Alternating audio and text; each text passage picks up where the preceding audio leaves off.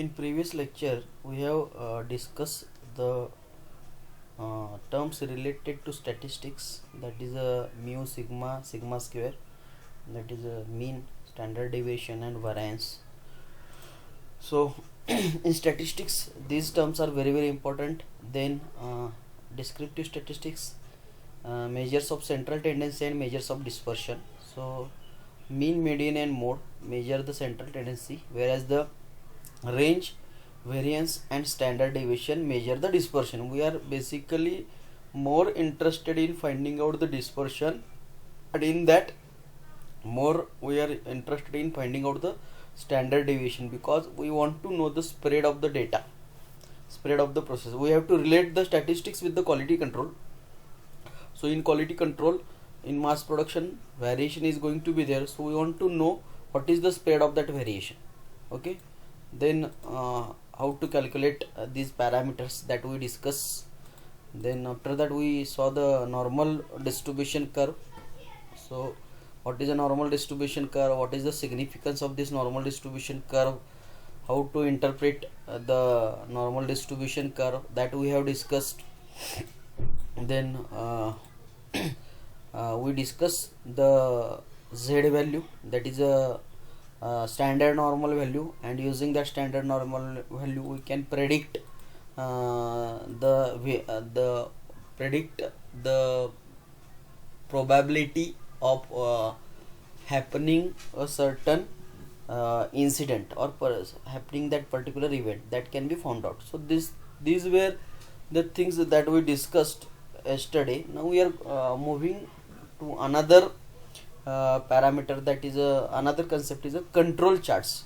So what are these control charts? Control charts are very useful. They are used to control the quality of the product as they are produced. This is very important. Means it is you can say it is a continuous monitoring process. So these, with the help of these control charts, we can control the quality when the components are being produced, not after they are produced. So this is a very important parameter. Now the main purpose is to find out or is to indicate whether the process is under control or it needs to be reset. That is the main purpose of control charts. So whatever process is going on, whether it is going as per our requirement or not. If it is not as per the requirement, or if it is not under control, it needs to be reset. So that can be found out. Okay, using this it is possible to find out the natural capability of the process. So we can easily find out the natural capability of the process. It is very important to find out the natural capability of the process. It helps in taking decisions on engineering tolerances and in comparing alternative designs or alternative production process. So it is very important parameter that whenever you are deciding the tolerances, we know that the tolerances are the part of the manufacturing process. No process can exist without some amount of tolerance. So what should be the amount of that tolerance can be decided with the help of these control charts. Okay, so these are some of the significances of the control chart. So basically control charts are are related to two types of the datas. So control charts are always plotted with respect to some data. So that data can be divided into two types. One is a attribute type of the data, and second is a variable type of the data. So in attribute type of the data, the product characteristics can be evaluated with discrete response as a good or bad, yes or no, like that. So here you are trying to evaluate the characteristics with discrete response, that is a good or bad, yes or no. Whereas in variable type of the data, you are actually going to measure the characteristics of product. So that is a continuous, and it can be measured. It is very important, it can be measured. For example, weight, length, thickness, these are the things, or these are the characteristics that can be actually measured. Okay, So now what are the reasons for the variations? So assignable and random variations. See, the process, any manufacturing process, it is going to vary. So what are the reasons for these variations? So this is, we have already discussed, still I will discuss it once again. So variations due to the assignable causes, they are greater in magnitude and can be easily traced, or they can be easily detected, isn't it? So as we discuss assignable causes, the magnitude is, this is very important, the magnitude of the assignable causes is always larger and they can be easily detected. This is the, you can say, the characteristics of the assignable causes. So control chart separates out assignable causes of quality variation. So it is easy to find out the assignable causes. Always remember that whenever there is any kind of variation, so the variation due to the assignable cause is very easy to find as compared to the variation due to the non-assignable cause. So that should be kept in mind. Okay, so this may be because of the difference among the workers, or machines, or it may be materials, or it may be due to the vibrations, like that. Okay, second reason for the variations is the chance variations or random variations. So these variations are difficult to trace. This is very, again, say important, this is a very difficult to trace even under the best conditions of productions. So the variations due to the random causes or non-assignable causes, or they are also called as the chance causes or chance variations, they are difficult to find even if you implement the best techniques. Okay, so these variations are due to inherent characteristics of the process. So these variations are because of the inherent characteristics of the process or machines. Okay, for example, a little play between nut and screw at random may lead to the backlash error and may cause a change in the dimension of a machine part. So this is a difference between assignable variations due to the assignable causes and non-assignable causes. So what are the applications of the control charts? The applications of the control charts, so it serves as an early warning detection system. So it works as a early warning detection system. So it is not a post processing system. It is a, say, you can this, with the help of the control chart, you can anticipate the possible defects. Okay, so it acts as an early warning detection system. It is a proven technique for improving productivity. Okay, so if you want to improve productivity, control charts can be used. It is effective in defect prevention. Obviously defects can be prevented. Prevents unnecessary process adjustments. So it prevents unnecessary process adjustment. Provides diagnostic information. So control charts help you to analyze the root cause of the problem. Okay, and it can give you the diagnostic information, or it can tell by if the control charts are analyzed properly, we can easily give the remedies for a particular problem. Then it provides information about the process capability. So we'll see this, we are going to see this in detail, what is the process capability. It helps to find out the causes of the quality problems. So these are the applications of the control charts. Now as I told you that there are different types of the control charts. Always a question, a numerical question will always be there on this part. Please remember this, numerical question, 8 marks or 10 marks question will be 100% there in the final examination. Okay, so let us see what kind of control charts are there. So every control chart will have control limits, that is the upper control limit and lower control limit. So the variation should be between the upper control limit and the lower control limit. So the charts which are related to attributes, they are called as a P charts. Okay, so the P chart, NP chart and C chart. Okay, so P chart is used, it is also called as a fraction defective chart. Okay, it is called as a fraction defective chart. It is used for the attributes. Then NP chart is a simplified version of the P chart. So the difference between P chart and NP chart we will see in when when the sample size is constant. In that case NP chart can be used. When the sample size is not constant, then in that case P chart can be preferred. Okay. Another type of the chart is a C chart, which is for defects per unit. Okay. So a single unit can have number of defects. So many times in some of the cases some defects are not that much important, so they can be tolerated. So in that case, if you want to study the number of defects per unit, then C chart is used.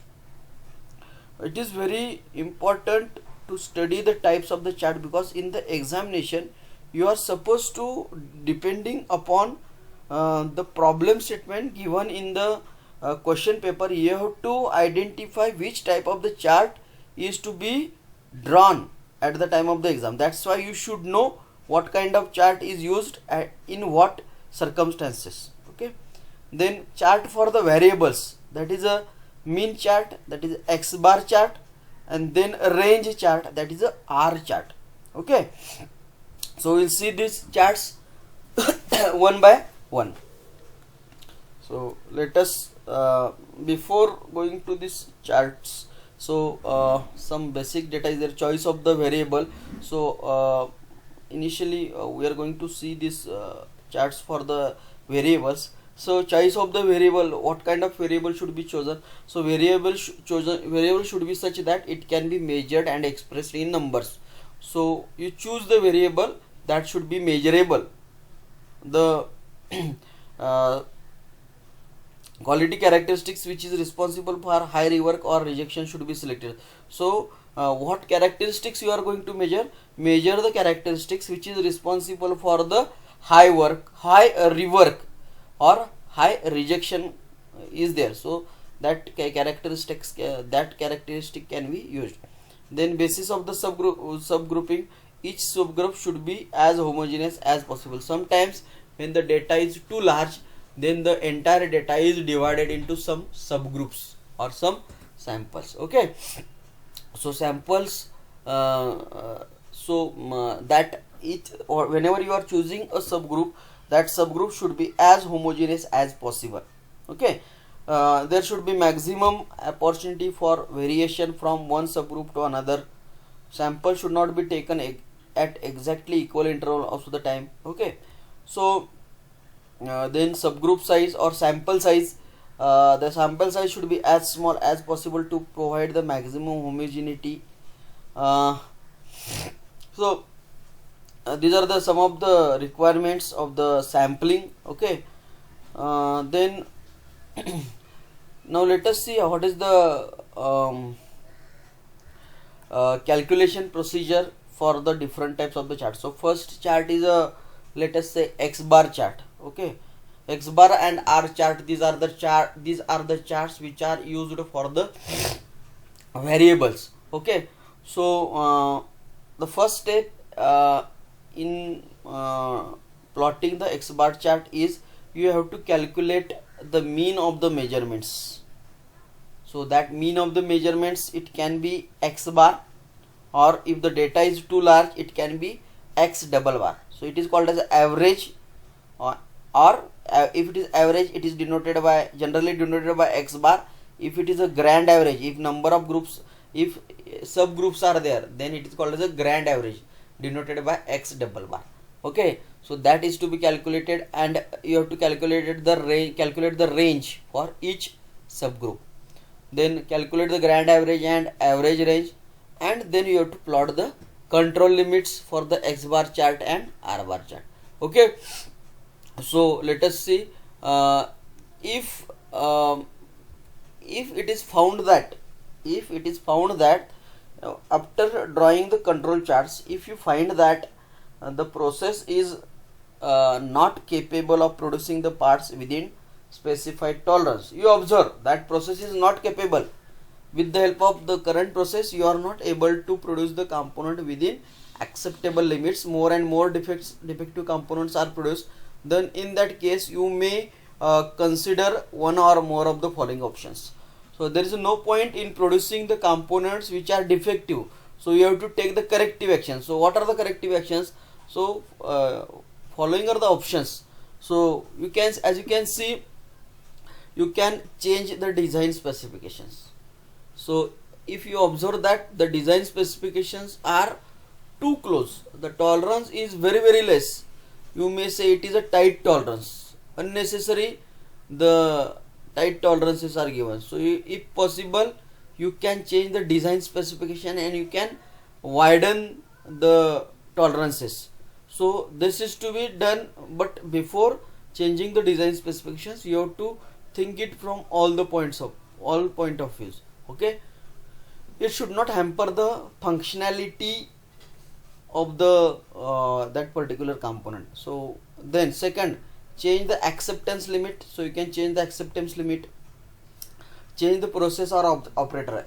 If you have if you analyze that the process is not capable, so you can change the process. If you find that the operator is not skilled operator, he has not ability, he has not required skill, then also you can change that person. Change the method of inspection. You can change the method of inspection. You can use some advanced techniques, because it might happen that the inspection tool that you are using or the device you are using may not be capable of giving the correct readings. So out of these force, you can choose options. It can be, you can choose one option at a time, or you can choose multiple options. Okay, but the objective is that the defective parts should not be produced at all. Then as I told you, a range control chart for variables, X bar chart and R chart. So R chart it measures the dispersion in sample, whereas the X bar chart measures the process average. It measures the process average. So how to find out the mean? So X bar is equal to, it is the summation of all the readings. So if you suppose, if you have turn the 10 shafts and its outer diameter, the characteristics to be measured is outer diameter. So 10, you will have 10 readings of the measurements of the outer dimensions. So x1, x2, x3 and xn, or up to xten. So these are the diameter of 10 shafts. Okay, so you have to just add it and divide it by number of readings, that is 10. And you can easily find out the mean. Sometimes the data is huge. So in that case, you divide the data into certain subgroups. Okay, and you can find out the grand average. So each group will have the average, that is x1 bar, x2 bar, x3 bar, and you can take the average of the averages. So that is called as the grand average, denoted by x double bar. So x double bar is equal to summation of x bar divided by number of subgroups. Okay, similarly R bar is equal to summation of R divided by N. So it is the, for each subgroup there may be there is a range. So you just, so R1, R2, R3, and like that you can just find out the R bar. Okay, now upper control limit for X bar is given as the control limits are for X bar chart are upper control limit of X bar is equal to X double bar plus A2 R bar. Lower limit, so sorry, this is something wrong. Okay, just please make a correction. It is here, it is a lower control limit, it is not upper control, some copy paste mistake is there. So lower control limit of X bar is equal to X bar minus A2 R bar. Okay, so these are the control limits for the X bar chart. One is upper control limit, one is the lower control limit. So there is only one difference, plus minus sign is there. For upper control limit plus sign, for lower control limit it is a minus sign. Then similarly for the R chart, okay, range chart, upper control limit is a D4 R bar and lower control limit is equal to D3 R bar. So in this four equations there are three constants are there, that is A2, D4 and D3. These are the constants which you will have a table is given to you. A table is there in which the values of these constants are mentioned. So I will show you that table. This is the table, as you can see here. So depending upon the sample size, the values of A2, D4 and D3 are vary. You can see here. Okay, if the sample size is, what is sample size? Sample size means number of components that you are using for the inspection in a particular lot. That is the sample size. So if sample size is 2, the value of A2 is constant. A2 is 1.880, D4 3.268 and D3 is 0. Okay, so this data will be provided to you at the time of the exam. Then as I told you that see, standard deviation of the subgroups and that of the universe are related by the expression sigma x is equal to sigma divided by root n. So we know that sigma is the standard deviation.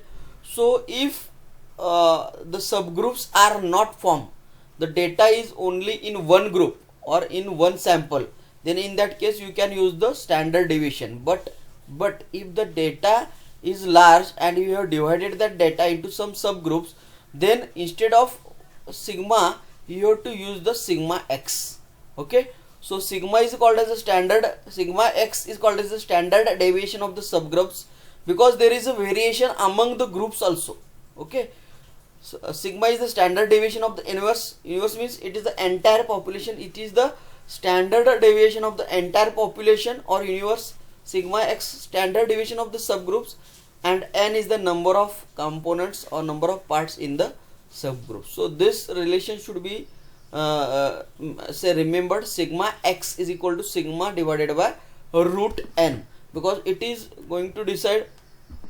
So control limits for x bar chart can also be written like this. Upper control limit of x bar is equal to x double bar plus 3 sigma x. Lower control limit of x bar is equal to x double bar minus 3 sigma x. Please remember this. Upper control limit x double bar plus 3 sigma x. Lower control limit x double bar minus 3 sigma x. Okay. So from these two equations, okay, from these two equations and these equations, this and this. So from these four equations, if we just equate it, we can say that x double bar plus 3 sigma x is equal to x double bar plus a2 bar. X double bar minus 3 sigma x is equal to x double bar minus a2 bar. Okay, so this relation can be also used somewhere. Then these are the once you find out the control limits, okay, you have to plot all the points. So you can see this is the control example of the control chart. There is upper control limit, there is a lower control limit, then this is a sample number. So for sample number 1, whatever is that reading, that you have to mark. So okay, so this is on y-axis, there will be some scale. Okay, so for sample number 1, this is the point, sample number 2, this is the point, like that. So you have to go on just connecting the points, all the points. So ideally all the points must be within these two limits, that is between upper limit and lower limit. But you can see here one point is going outside this upper control limit, so this point is out of control. So this is not desired at all. Okay, you can say that this process is not in control, it is out of control. So this is a type of the process control chart is there. So examples, actually numericals, we are going to solve in another session. Okay, so a process is in control, a process is said to be in control if no sample points are outside the limits, as it is shown that here none of the point, here these are the various points, dots are the various points, so none of the points should be out of the limit. Okay, then and then only the process you can say it is in control. Then most points should be near the process average. Okay, so most points should be near the process average. About equal number of points should be above and below the center line, and points appear randomly distributed. So what they want to say is, I will let you know here. First point, the none of the points should be outside the limits. The most of the points should be near the process average. So most of the points should be near this center line. So that is the ideal case. It should be near center line. Okay, then they should be randomly distributed. They should not be only on, say, up on one side of the center limit. That should not happen. So the points should be on both sides. They should be on upper side of the center limit, they should be on the below side of the center limit, but all the points must be within upper limit and lower limit. So the points are not expected only on one side of the central limit or process average. Then and then only you can say that the process is what you can say, the process is within control. Now every control chart will show some patterns. With the help of the control charts you can draw some conclusions, and you can draw some inferences. So what are these inferences? So you can see one is called as a run, then pattern test. So we'll see this. So from this if you observe, now our objective is, we have the control chart and we have to find out, we have to interpret. Now control charts are there. Now our objective is interpret these control charts. You just look at these control charts and try to interpret these control charts.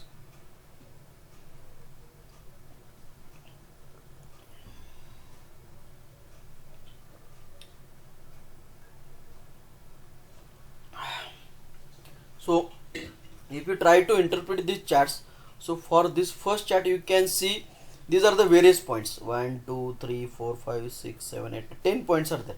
So out of these 10 points we can say that all the points are within these control limits, that is none of the point is going outside the limit. But if you observe this carefully, only one point is above the center limit, rest of all the points are below the center limit. So this is not desired at all. Okay, similarly here also, contrary to this, here most of the points are consistently above the center line, isn't it?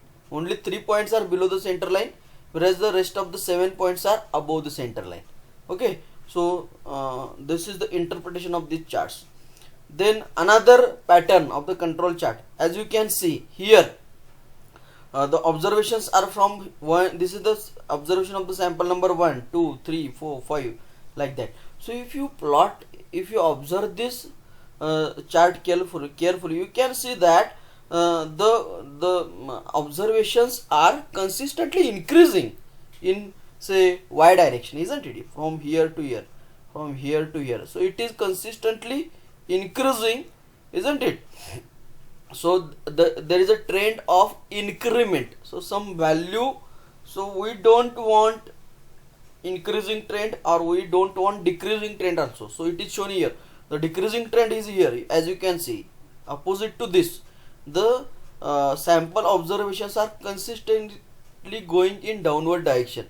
So the risk involved in this type of the chart is that even if now even though all the observations are within control limits, and but if the trend remains like this, the process may go out of control after some time. The process may go out of control in future. Okay, so this point is near to upper control limit, so in the next observation it may go out of the control limit, like that. Same case here also. So we don't want this type of the control charts also. We don't want any kind of trend. Okay, there should be random observations should be there. Okay, so these are the some of the zones for the pattern test. So as you can see, upper control limit, lower control limit, and process average is there. So zone A, zone B, zone C, zone C, zone B, zone A, isn't it? So these limits are 3 sigma limits. So 3 sigma is equal to x double bar plus a2 r bar. So this is the limit. Then 2 sigma limit is here, x double bar plus 2 by 3 a2 r bar, like that. So zones of the pattern tests are there. Then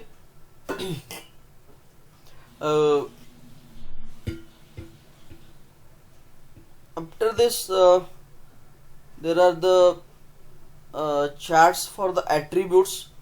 So again, for the, as I told you, charts for the attributes, there are three types of the actually charts are there. P chart, that is called as a percent defective or fraction defective chart. It is generally used when the sample size is not constant. Generally preferred, P charts are drawn when the sample size is not constant, but sometimes it is not as a mandatory. You can use this chart when the sample size is constant, that time also you can use.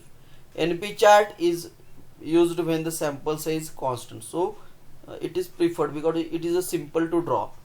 And C chart to study the number of defects in a sample for some products. So all types of the defects.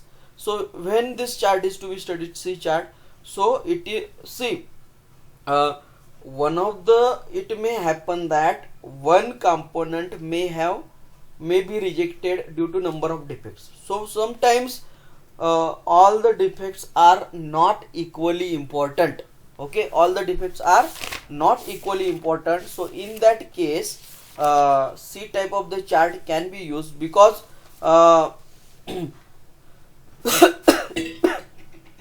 you can take the example of the casting. In the casting, there are the casting may have number of defects like blowhole, crack, shrinkage, cold shut. So these are the some of the defects. So one casting can be rejected due to number of defects, but out of these defects, all the defects are not equally important.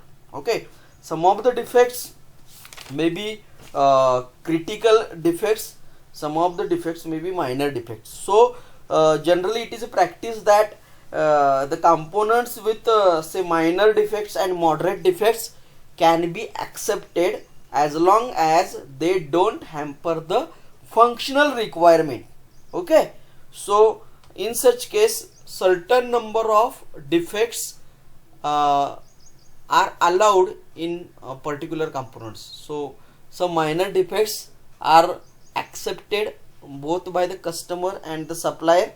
Okay, and that is a mutual agreement. Okay, so in that case, the C charts are studied. Okay, so C, they are used for rating the product. So very simple procedure is there to construct say P chart. So it is called as a fraction defective.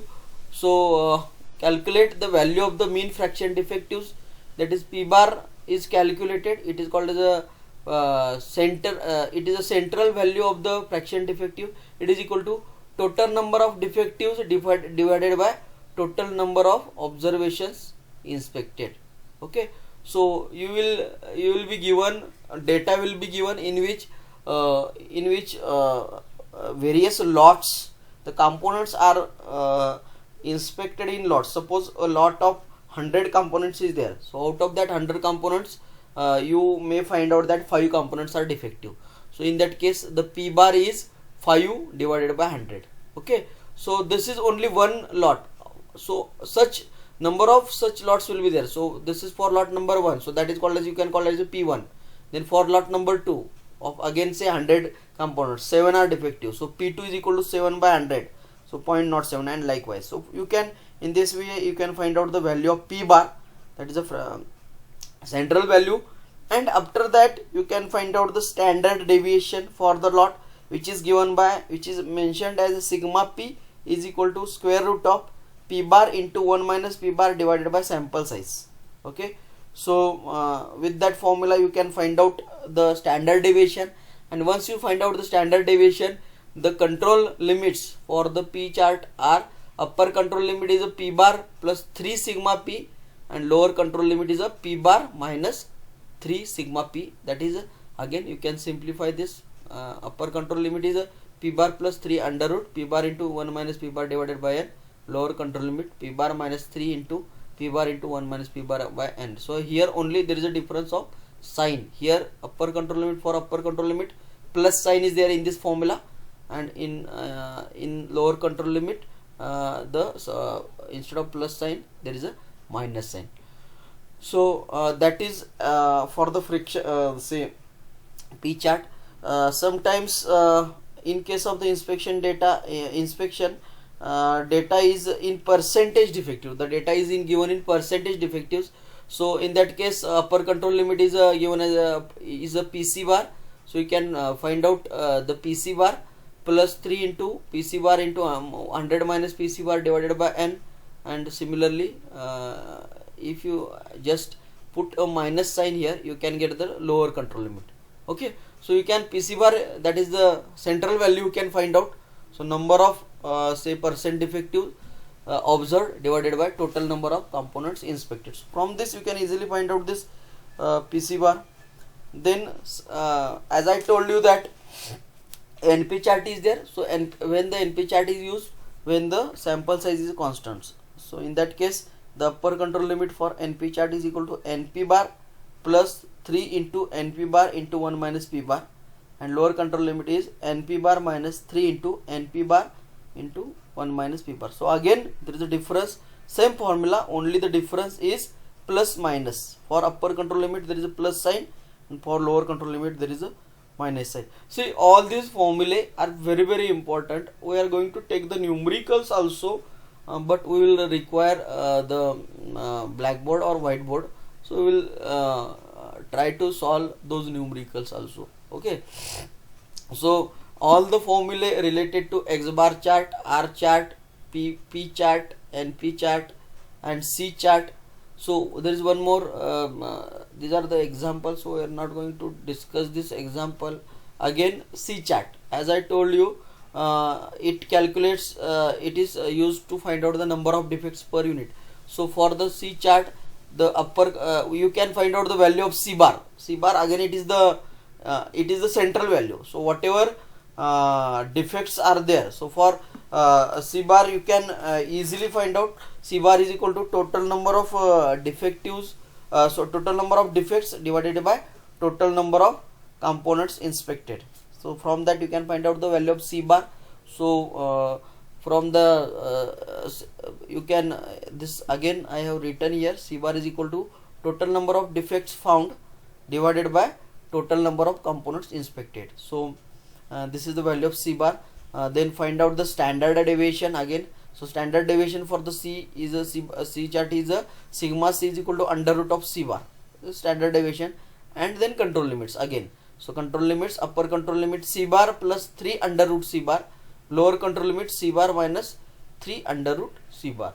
So this is very simple chart actually, which can again be used to find out the quality. So various types of the charts we have seen. These are the numericals. We are not going to discuss the numericals. So this was as far as the control charts were considered, theory of the control charts were considered. So we will stop here. We will continue with the